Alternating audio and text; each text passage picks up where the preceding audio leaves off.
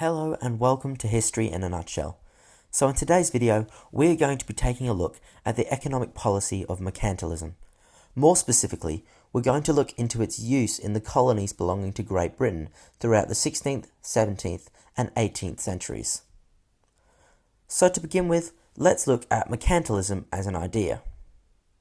Mercantilism is an economic policy aimed at increasing a nation's wealth through exports and the use of colonies. It was very prominent in Great Britain between the 16th and 18th centuries. Significant benefits were reaped between 1640 and 1660, as raw supplies could be taken from the colonies and then Britain could export the finished products. This was an incredibly one-sided trade system which benefited the mother country massively. However, Britain was not the only country that took this approach in their colonial explorations. Numerous other countries also followed suit. The French, Spanish, and Portuguese all were in competition with Britain for colonies and the resources that came from them. It was a common belief among these countries that a nation could not truly be great and powerful unless it had access to colonial resources.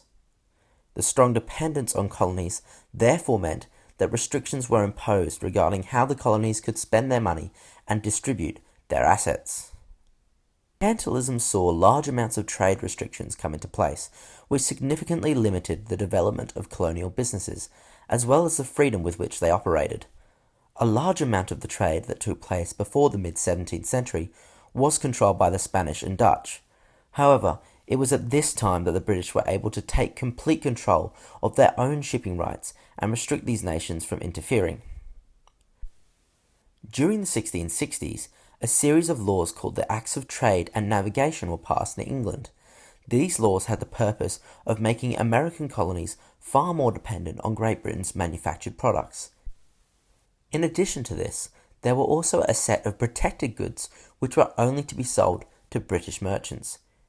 These included goods such as sugar, tobacco, cotton, and furs. Trade had become triangulated during the 1600s between the British Empire, its colonies, and foreign markets. This led to the slave trade developing in many colonies, such as America.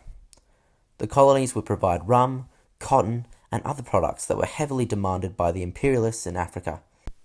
In turn, slaves were sent to America or the West Indies and traded for sugar and molasses.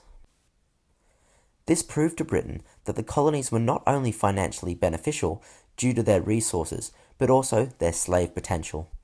The Royal African Company had a monopoly in the trade of slaves as early as the 1660s. By 1698, trading slaves was prominent in England, and colossal ships meant that up to 40,000 slaves could be transported to and from English ports.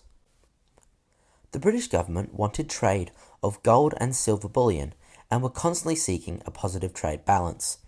Consequently, this often left not enough bullion in the colonies to circulate markets, and they had to turn to paper currencies instead.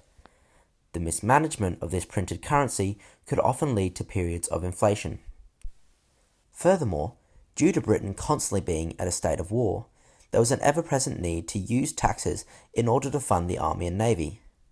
The increase in taxation, as well as the aforementioned inflation, caused much discontent in the colonies. England enacted laws during the 16th and 18th centuries which put tariffs on the import of goods and limited shipping through English channels. Mercantilism therefore became a key economic system of the period. This led to more manufactured goods being bought from England by the colonies, leading to an incredibly one-sided trade relationship. As mentioned, the high taxes and increasing inflation led to negative associations between England and its colonies. Overall, British mercantilism was successful throughout the mid to late 17th century. Colonies were taken to only exist for the pure benefit of Britain and were treated as secondary in importance. Ultimately, though, the anti-British sentiment that had built up in colonies like America led to revolutions which would soon see the end of much of Britain's colonial control. Thank you so much for watching, and be sure to subscribe for more content just like this.